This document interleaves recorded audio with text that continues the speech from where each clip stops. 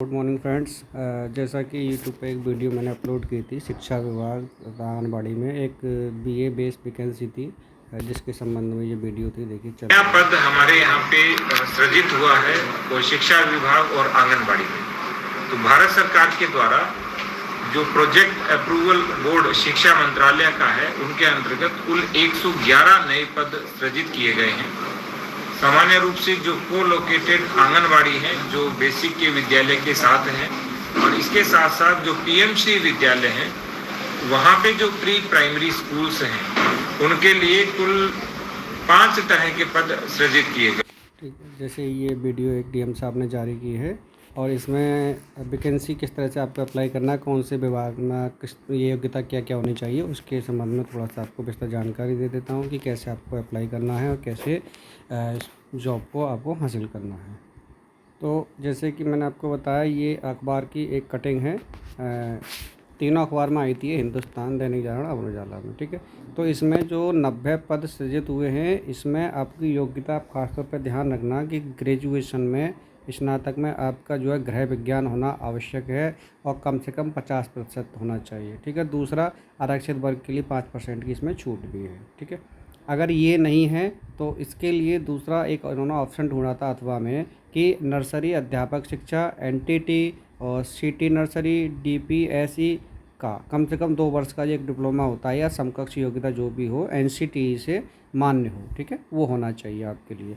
और एज की जो इसमें निर्धारण किया गया है वो है कि अधिकतम आयु 1 जुलाई 2024 को 40 वर्ष से अधिक ना हो।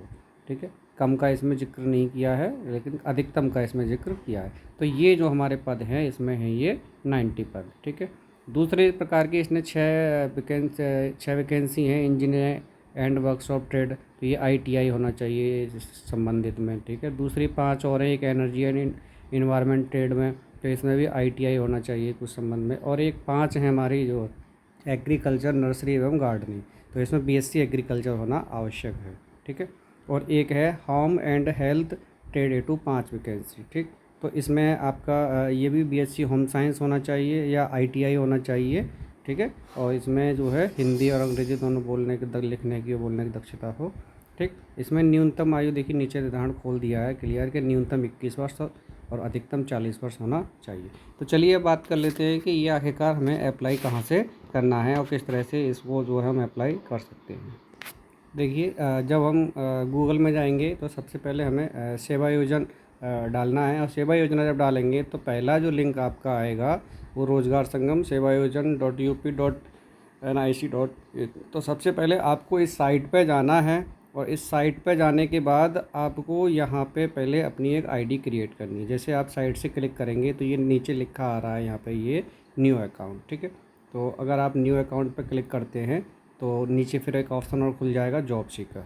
ठीक, तो आपको जॉब सीकर पे क्लिक कर देना है और ये जनरल सी डिटेल है, first name, middle name, last name, Aadhaar number, mobile number, mail, DOB और ये आईडी पासवर्ड। ठीक है, इसको आप वेरीफाई करके अपनी एक आईडी क्रिएट कर लेंगे। ध्यान रहे, जब आप इसको आईडी क्रिएट करेंगे तो आधार कार्ड में जैसे 2 नाम हैं अगर किसी के, ठीक है, या सीमा रानी। ठीक है, तो फर्स्ट नेम में आप सीमा डालें और लास्ट नेम में रानी डालें, तभी आपका जो है आधार वेरीफाई होगा।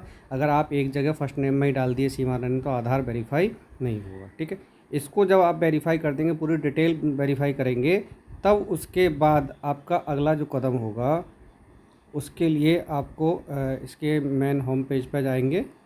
ठीक, और होम पेज पर जाने के बाद यहाँ पे लिखा आ रहा है कि outsourcing private job. Outsourcing private job जैसे ही आप खोलेंगे तो अब इस समय देखिए काफ़ी सारे पेज खुल जाते हैं, या हर जगह की है, अलग अलग जनपद की हैं। तो हम जनपद संभल को अगर देखें तो आप जाएंगे सबसे अंतिम पेज पे जाएंगे।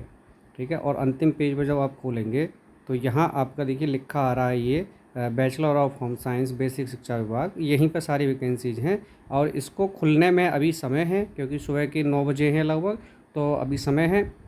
आई थिंक ये शाम तक खुल जाएगा। लास्ट डेट इसकी जो है 12 जून रखी है। ठीक, और यहाँ पे आप चाहें तो विवरण एक बार देख सकते हैं कि विवरण में कौन कौन सी जॉब हैं और कितनी वैकेंसीज इन्होंने दी है। ठीक है, तो इसमें ज़्यादा विवरण यहाँ इन्होंने नहीं दिया है। ठीक है, तो अधिकतम ये आप जो हमने वेबसाइट दिखाई थी वहाँ से आप देख सकते हैं। ये देखिए, रिक्ति विवरण डाउनलोड अगर करते हैं तो ये सारी इसमें अभी कुल पद जो हमें दिखा रहा है वो 21 दिखा रहा है, क्योंकि कुछ पदों पे इन्होंने पहले साइट खोल दी थी। ये सारी योग्यताएं इसमें दे रखी हैं और फ़िलहाल इसमें 90 पद थे और बाकी 5-5 6-6 अलग-अलग उसमें हैं। ठीक है, तो आप जैसे यहाँ अब आप क्या करेंगे, तो देखें जैसे कि हम अभी दिखा रहे थे आपको कि जैसे यहाँ संबल वाली जो थी अभी इसमें अप्लाई के लिए नहीं आ रहा, खाली रिक्त दिखा रहा है। तो जैसे और जनपद में देखो मैं दिखा देता हूँ एक बार कि जैसे कहाँ अप्लाई आप करेंगे। जैसे रिक्त विवरण आ रहा है लिखा हुआ है और एक तरफ आता है आवेदन करें। तो आप जैसे ही आवेदन पर क्लिक पर करोगे तो आवेदन क्लिक करने के बाद जो आपने आईडी पासवर्ड बनाया होगा उसे आप डालेंगे और उसे डालने के बाद आप इसको आगे के लिए सबमिट कर देंगे। तो इस तरह से आपकी ये जॉब के लिए अप्लाई हो जाएगा। ठीक है, तो इस प्रक्रिया से आप इसको भर सकते हैं। यह इसमें एक चीज़ और निर्धारित है कि इसमें ये अभी प्रायोरिटी नहीं हुई है कि ये आपका आवेदन जनपद संबल के लिए होना है या ऑल यूपी के लिए होना है। ठीक है, तो अभी इसमें कोई ऐसा नहीं है, आप करें अप्लाई। ठीक है, और अन्य जनपद के भी निकले हुए हैं, संबल का ही नहीं सब जगह के निकले हुए हैं। आप देख सकते हैं जो आपकी सुविधा अनुसार हो उसे अप्लाई कर सकते हैं।